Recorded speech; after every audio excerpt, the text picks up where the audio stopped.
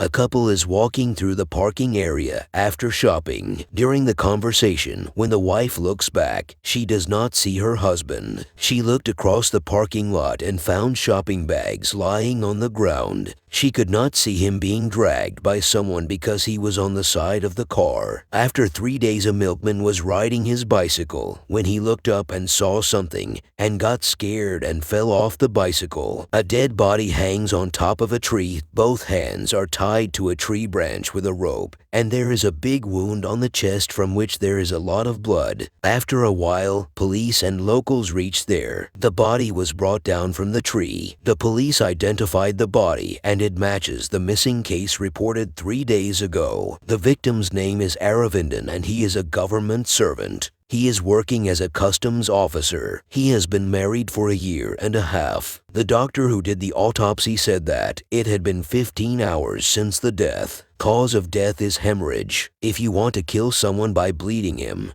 just cut his nerves. But the chest wound was done to deliberately delay his death. This is a form of torture. The police interrogated the victim's family members. Officer Vinod told his superior, IG Aravind Haksha Menon, "I have doubts about the behavior of the victim's wife." Menon said, because she was not interested in the wedding. She was in love with another young man and the family arranged the wedding despite her objections. Then Vinod said, if that is the case, then we should suspect the boyfriend and we should check where he is. Then Menon said, of course, there is a chance that maybe his wife and her boyfriend killed him. You have to find him. He has been missing for 2 days. The police found the boyfriend and arrested him. In the next scene, a family reached their house after a journey and the husband took their baby with them to close the gate. After some time, the wife went out of the house and started looking for her husband. That's when she saw the baby lying unconscious on the ground and her husband went missing. In the next scene, we see a drunken Sam. He was a smart police officer who killed many criminals. In retaliation, some of the criminals in it killed his family. He is no longer working. Life is spent drinking full time. The bar waiter came and gave him a bill and he bought a bottle of alcohol and left the bar.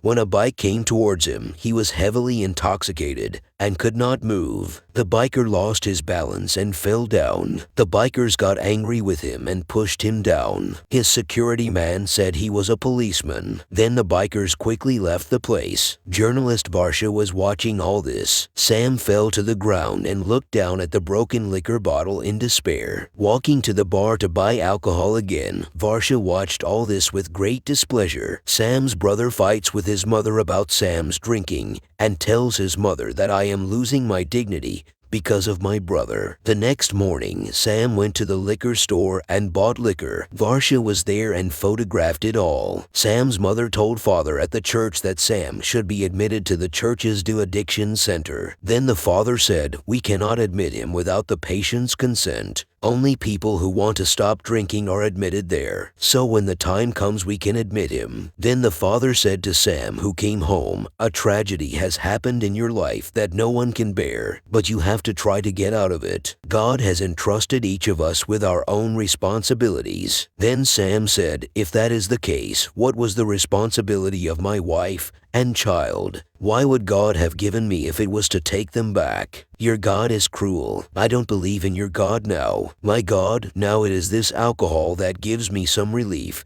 when I can't bear the sadness. If your God is able to restore to me anything that I have lost, then I will obey you. Until then, leave me alone. Sam went to the room with the liquor bottles. After hearing everything, the father calmed down his mother and said that he would come of his own accord. In the next scene, we see some boys bathing in the stream. While they are swimming, a dead body is tied to the bridge with a rope. This time all the news agencies came to do this story there. The police arrived and started checking the place. The body was sent for autopsy. The police surgeon said there were many similarities between the last murder and this one. Both murders were caused by bloodshed and deliberate delay of death. Here it is seen that the existing wounds were re-injured and tried to prevent its blood from clotting. The police began to suspect that this was the work of a serial killer, but Vinod did not agree with that and said that I have checked the background of the dead people and there is no relation between them. They were educated and born in different places. Both of them are customs officers, and that is the only similarity. Now only if there is a murder and it is a customs officer, we can be sure that this is the act of a serial killer. Menon said that now all the media in the country have understood that the person we caught earlier as a suspect is not the killer. I am now in a position to answer the government. The police department has decided to transfer Vinod, the current investigating officer, from the case. Sam was haunted by memories of his family's death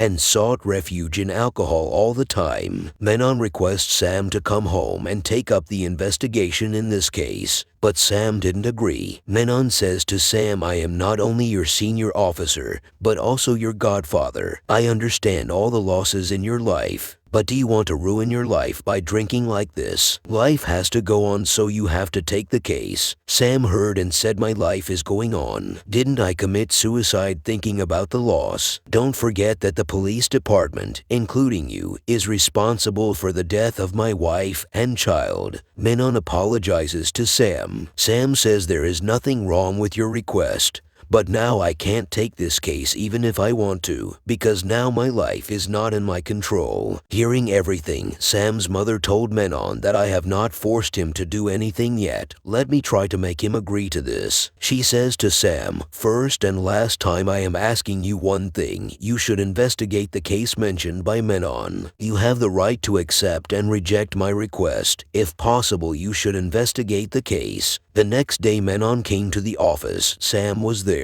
The newspaper reported about Sam's drinking. Menon and the Inspector General of Police went to the government authorities to recommend Sam. The minister said that the government is not interested in investigating this case of an officer who is so mismanaged and drunk. Then the IG said, we are not replacing the existing investigating officer. Instead, we are adding Sam as a member of that team. Let him conduct a parallel investigation. After hearing this, the minister agreed. Menon went and talked to Varsha, the journalist who gave the news. He tells her Sam's background. Sam and the team take down a criminal in a commando operation, but a criminal's brother had escaped. He shot his wife and baby in front of Sam. It was only after that Sam became a heavy drinker. Do not harm him by giving news about him. He will investigate this case and find the culprit. She felt guilty after hearing everything. She apologizes to Sam. Menon gave the case file to Sam. Sam was going through severe mental stress during those days,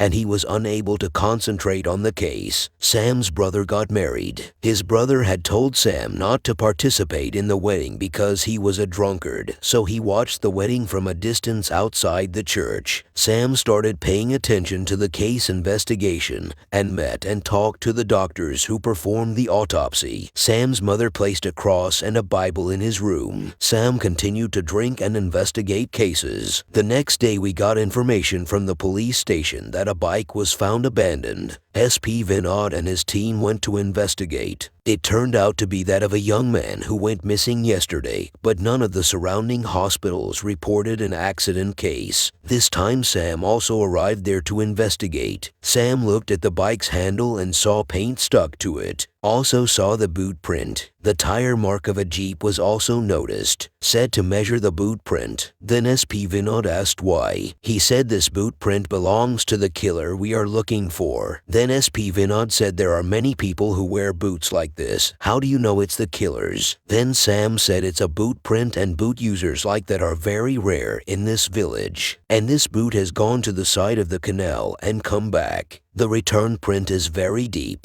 That is, the person who left gained weight when he came back, which means he was carrying something heavy. Sam is thinking about investigating the case full time. When he finished drinking, he angrily threw the bottle at the cross. The cross with the shape of Christ fell down. Sam looked at the image of Christ and the photograph of the victims, the same way Christ was crucified. The murderer hung his victims. He looked at the Bible. Sam called the top officials to a meeting to brief him on the progress of the investigation. Sam said there are 3 people in the case so far. 2 of them were killed. Then there is the young man who was kidnapped 2 days ago. His body will be recovered from somewhere tomorrow. Then Sam showed them photos of the victims and Christ's death on the cross. Their deaths are similar to the crucifixion of Jesus. Christ was crucified and resurrected on the third day. Here, the victims were abducted on Friday and their bodies were found on Sunday, 3 days later. The next analogy is the main turning point in this case. According to Christianity, Christ died for the sins of others. The killer's revenge is not on the dead young men,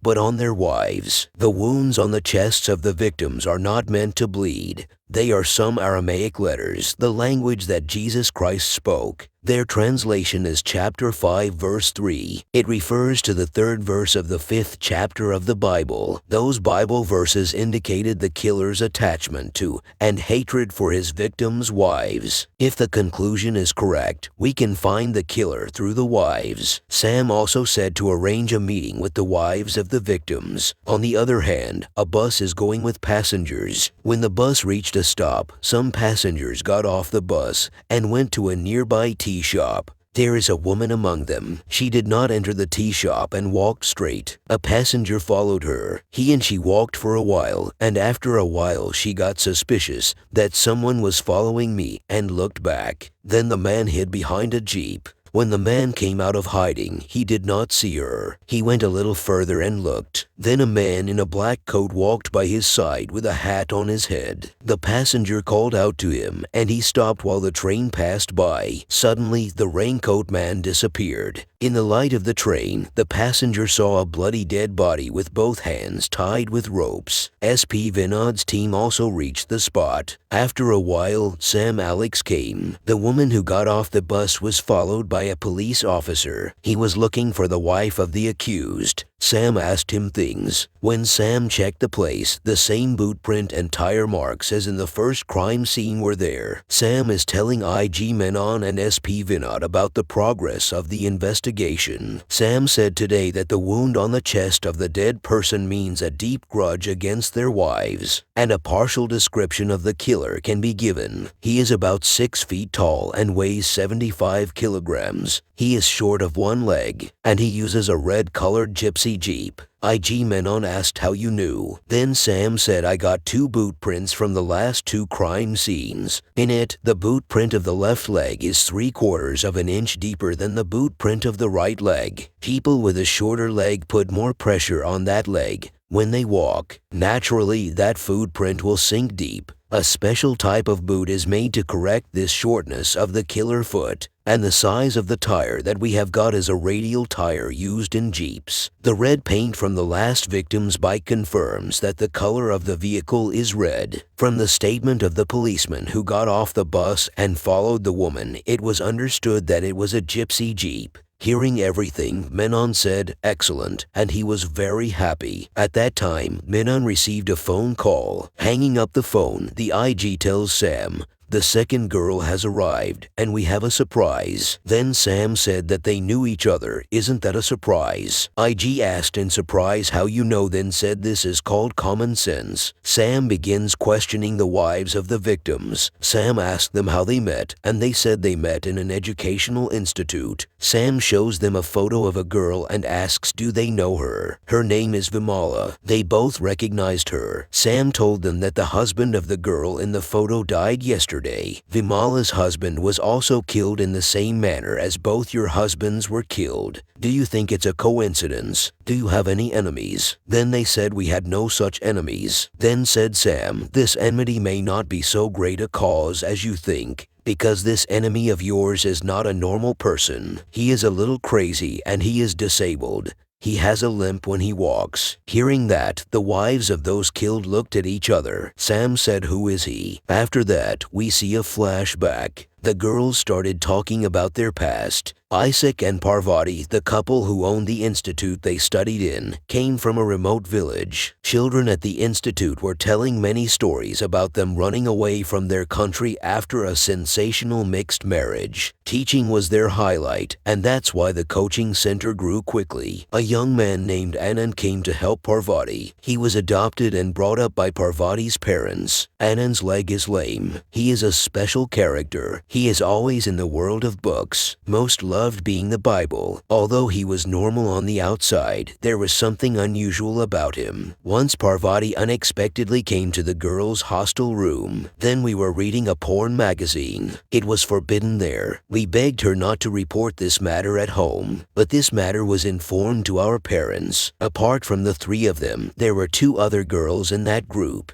Parvati Madam called everyone's parents. Their parents have apologized to Parvati and Isaac and said that they will not be suspended this time. They are embarrassed in front of their parents. The incident spread throughout the institute. We were embarrassed in front of the boys. We are angry to take revenge on Parvati. Later we tried to create some problem in their married life. It is understood that Anand has a special interest in Vimala. They plan to use Anand to take revenge on Parvati. Vimala started behaving as if she liked Anand. Anand came under their control sooner than expected. Vimala and Lakshmi complained to Isaac that Anand is bothering them. They told Isaac that Anand should not know that we have told you this. All this was seen by the cleaning lady in the office. Anand came to see Vimala when he came to know about the incident. Then Vimala says, I didn't say anything like that. Isaac is lying to you, and I have another thing to tell you. After the incident in the hostel that day, Isaac is showing an ugly attachment to me and warned not to get too close to Anand. Anand blindly believed the story they told. They increased the distance between Anand and Isaac. So on the day the course ended, they made a plan. They tore Vimala's dress off themselves while the cleaning lady of the college was there. Then Anand told Isaac that Anand tried to torture Vimala. At the same time, she went to see Anand and said that Isaac tried to physically torture her and said that I don't want to see Anand, and she and her friend walked away. Then they were laughing at making a fool of Anand. There was a fight between Anand and Isaac. Anand pushed Isaac in front of everyone. On the day of the exam, we called Anand and told him that because of you, Vimala's life is messed up. She didn't come even to the exam. We haven't seen Anand since. This was the narration of the wives of the victims. Sam goes to the institute to investigate more about Anand. Isaac falls to his death from the top of the institute, and Parvati, who witnesses it firsthand, loses her mind. After that, they sold the property. There is only one house for the servants who used to work there. Sam learned this from the shopkeeper. Sam went to see a housemaid named Vatsama. Sam tells her we are cops and we have to answer the questions correctly or you will suffer the consequences. After hearing everything Vatsama said, I will tell you everything I know. Sam asked why Anand killed Isaac. Vatsama said Anand did not kill Isaac, it was an accidental death. I have seen with my own eyes. The story told by Vatsala and the wives of the victims was the same. Sam asks did he realize later that the girls misled Anand. Vatsama said, when I told him all the things I had seen, he understood. After some days, Anand came and sold all the things and gave me 3 lakh rupees. That's when I came to know that Parvati was pregnant. Sam asks, do you have their photo or address? Vatsama said, I have nothing. The investigation was stopped. There was nothing left for them to investigate further, and Anand and Parvati became a mystery. But Sam wasn't about to back down. No complete crime has been committed till date,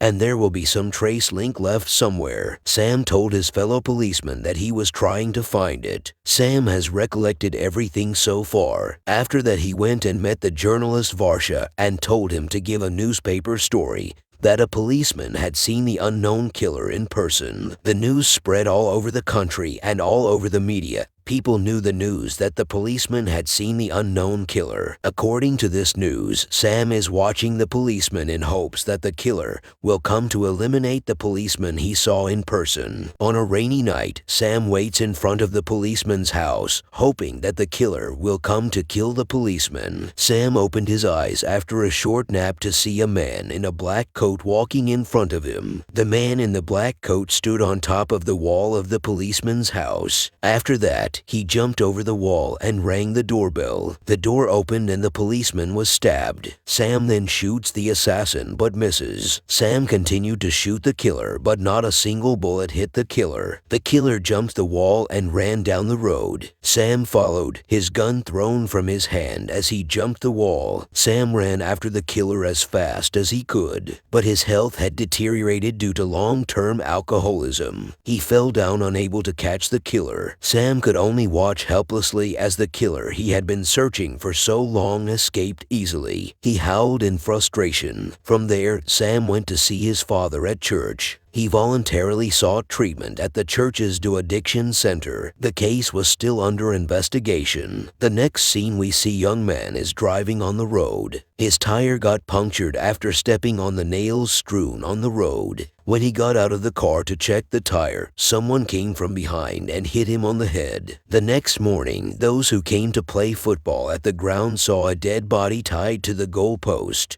This information was conveyed to IG men on Sam. Sam marked the location of the 4 bodies on the map. It turns out that the killer is following a pattern. Sam drew on the map according to those marks. Then a cross shape appeared on the map. Sam drew on the map where the killer would be. Sam said that they should do a thorough search of the area and find his car. To find the killer's vehicle, the police checked petrol stations, automobile shops, and tire shops. The police went to an automobile shop and asked the staff. The red gypsy Jeep with radial tires was brought here for repair. Then the staff said, "I have seen that car." Sam came to see him. Sam asked the employee, "Where did you see the car?" He said he used to work at the petrol station before coming to work here. That car has come there many times. Sam asked the reason for remembering that car in particular. Then he said that the tire of the vehicle was abnormally wide. Sam asked, "Do you remember the license number of the car?" The employee said no. Sam asked again, "Would you recognize the guy who was driving it?" The employee said yes, he was here last week to change the mud flaps of a hatchback car, but that work was done by someone else. Sam asked, "Does the guy with the car have a disability or something?" Then the employee who was working at the petrol station came and said, "I have a doubt that he is a police officer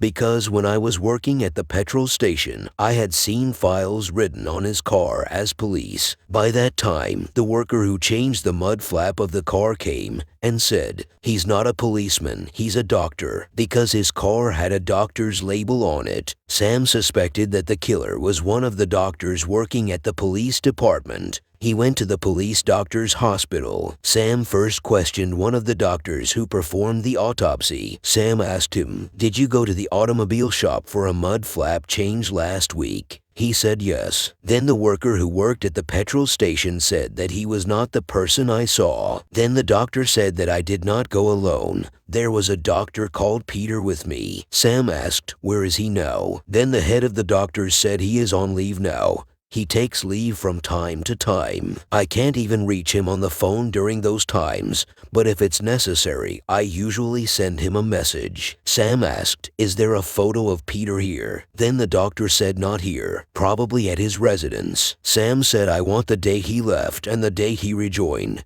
and then told the police, "I want the date the dead people were missed and the date their bodies were found." Sam looked at both. The victims were missing and their dead bodies were found days after Peter took leave. Sam reaches Peter's residence. There are photos of Parvati and a girl on the wall. The photo of the girl was Parvati's daughter. The police turned on Peter's computer, but it was password protected. The doctor tells Sam that Parvati is dead and the girl is staying in a hostel. The doctor tells Sam that he owns a property some distance away. Sam took the Holy Bible from the shelf and told the policeman that the password would be Holy Bible. The policeman typed Holy Bible and the computer opened. When they opened the files, it contained the names of the wives of the victims. Also, the photos of them and their husbands have been saved. A file was opened in the name of the fifth girl. It has a photo of Sam's brother and his wife. Sam was shocked to see the photos of his brother and his wife. Sam called his mother. Mother said brother had been missing for 2 days. Sam hides his shock and tells his mother that he will come.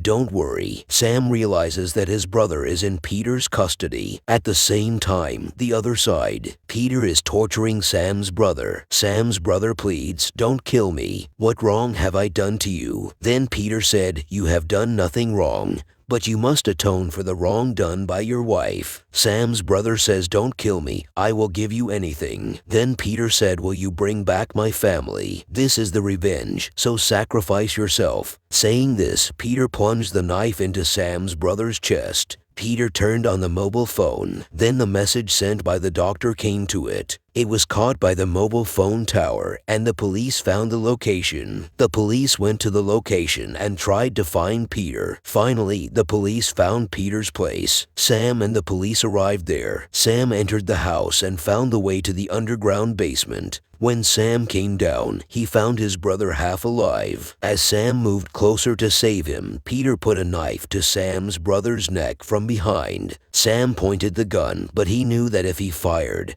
Peter would cut my brother's throat. Sam smelled gas and looked around and saw that it was left open. Sam realized that if he opened fire, Peter, my brother, and the policemen, including myself, would all be killed in an instant. Then another policeman came there. Then Peter said, "You can kill me and save your brother." He dropped the knife and stood in front of Sam. Then he said, "Shoot." Seeing this, the policeman raised his gun to shoot. Then Sam stopped him and showed him the gas open. Peter said, "No one will go back from here." Peter picked up the lighter. He is going to light the fire. Sam says, "Don't make any mistake. If you die, your niece will have no one." Hearing this, Peter said, "Your idea of mentally debilitating opponents is fine, but we're all going to die." Peter is about to light the lighter. Suddenly, Sam dips the gun into the water of the aquarium and shoots with the water. The bullet went through Peter's forehead. There was no spark because it was fired in water. Peter is dead. Sam ran over and untied his brother. The policeman shut off the gas. Sam's brother was also taken to the hospital. In the next scene, we see Sam and Peter's niece walking across the veranda of a boarding school. The movie ends here. Make sure subscribe and turn on notification so you can watch more video like this. Thanks.